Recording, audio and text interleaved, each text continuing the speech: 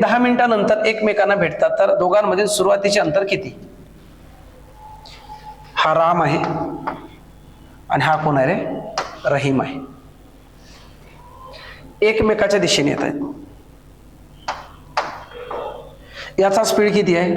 30 metre प्रति minute. याचा किती आहे? 40 मीटर प्रति मिनिट. आता त्याने काय विचारलं, मग हा जो ए बिंदू ए पासून निघाला आणि हा बी पासून निघाला तर तुम्हाला हे अंतर विचारलेलं आहे. लक्षात, राम एका बाजून निघाला, दुसऱ्या बाजूने रहीम निघाला. राम हा 30 मीटर प्रति मिनिटाला निघत आहे, स्पीडने निघत आहे, आणि रहीमचा किती आहे? एका मिनिटात 40 मीटर आहे. हे दोघंही किती मिनिटांनंतर भेटले रे? 10 मिनिटांनंतर भेट. एकूण येताना हे कुठेतरी भेटले, पण तेव्हा वेळ किती झाला? 10 मिनिट. मग रामनं पण 10 मिनिटं प्रवास केला आणि रहीमनं पण 10 मिनिटं प्रवास केलेला आहे. मग एका मिनिटात हा किती जायचा? 30. हा किती जायचा? 40. मग रामनं 10 मिनिटात 30च्या स्पीडनं 300 मीटर अंतर केलं पार. तर हा सुद्धा 10 मिनिटात 40च्या स्पीडनं 400 मीटर पार करेल. मग दोघांचं अंतर किती झालं? 300 अधिक 400 बरोबर किती रे? 700 मीटर आहे का? 700 मीटर आहे. झालं उत्तर.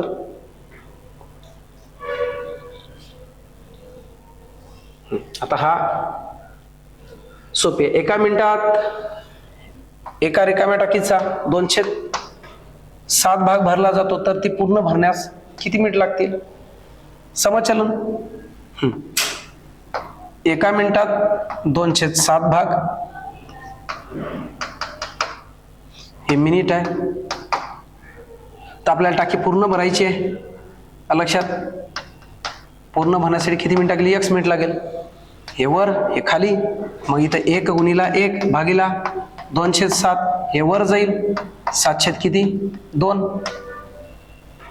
एवढा टायमिंग लागेल. हे सोपी होता, समचलन होतं. अब समचलन नाही, व्यस्त चलन. हा व्यस्त चलन नाही, समचलनच. एका मिनिटात 2/7, तर पूर्ण एकाला किती मिनिटं? समचलन. हा, याच्यात काही मुलांचं डोकं काम नाही केलं, काही मुलांच्या डोक्याने आपल्या प्रश्न वाचल्या तुम्हाला कळलं नाही काहींना. लक्षात, पण काहींच्या लवकर डोक्यात नाही आले काय करायचं म्हणून. या काय म्हटलं त्यांनी? दशादशे काही दराने 4 वर्षाचे सरळ व्याज 600 रुपये व त्या रकमेचे 2 वर्षाचे चक्रवाढ व्याज 312 रुपये, तर तो व्याजदर शेकडा किती? बघा आता सूत्र आहे आपलं, दर बरोबर फरक गुणिला 100 भागिला एका वर्षाचे सरळ व्याज. शिकलो होतो का आपण? माग शिकलो होतो.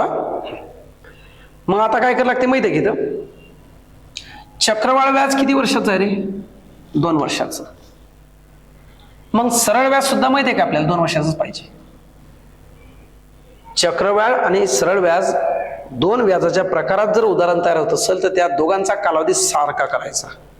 मग सर ते चक्रवाढ व्याज सारखा करता येत नाही, सरळ व्याजाचा करा ना. कारण सरळ व्याजाचा जो व्याज असतो हे प्रतिवर्ष कसं असते? सारखं असते. मग हे 4 वर्षात जर 600 असेल तर 2 वर्षात किती आहे? 300. मग आता इथं काय करू आपण माहिती आहे का? 2 वर्षाचे सरळ 300, तर चक्र 312. हे जे 4 वर्षात दिलं ना, याला 2चं करा आणि याला काय करा? 300 करा. कारण 4 वर्षाचे 600 तर 2 वर्षात 200, 300. आता बघा, दशादशे काही दराने 2 वर्षाचे सरळ व्याज 300 व 2 वर्षाचे चक्रवाढ व्याज 312 रुपये होतं, तर दर कोणता? आपल्या मागच्या प्रश्नासारखं झालेला आहे. आता बघा, मग फरक काढा दोघातला. 312 आणि 300 फरक किती आहे? 12 गुणिला 100 याला भागिला एका वर्षाचं पाहिजे. आता इथं हे एका वर्षाचं आहे, मग हे किती वर्षाचं आहे? 2 वर्षाचं आहे. 2 आपण एका वर्षाचं किती घेसाल? 150. म्हणजे बघा, त्या 4 वर्षाचं रूपांतर 2 वर्षात केलं तर त्याला 300 केलं, त्या 2 वर्षाला एकात करायचं 150 करावं लागल. इथे 150. 0 0 कॅन्सल. 5 2 10, 5 3 15, 3 1 3, 3 4 12, 4 2 किती? 8% दर ठरवावा लागल. ज्या मुलांची वारंवार प्रश्न सोडवण्याची प्रश्न सोडा सराव झालेला आहे त्या मुलाला प्रश्नात उपप्रश्न कसा टाकलेला आहे हे लगेच कळते. प्रश्नात काही फिरवलेलं आहे का, काही प्रश्नातला अतिरिक्त भाग काढून टाकावा लागतो का, काही ऍडिशन करावं लागते का, आपल्या टाईपमध्ये त्याला कन्वर्ट करण्यासाठी, आपल्या टाईपमध्ये कन्वर्ट करण्यासाठी याचं कालावधी एक कसं केलं आपण, सारखं केलं, 2-2 वर्षाचं केलं दोघांनाही. कारण ही टाईप आपल्याला माहित होती ना. 8% 57-3. हा 58 नंबरचा प्रश्न आहे आपला.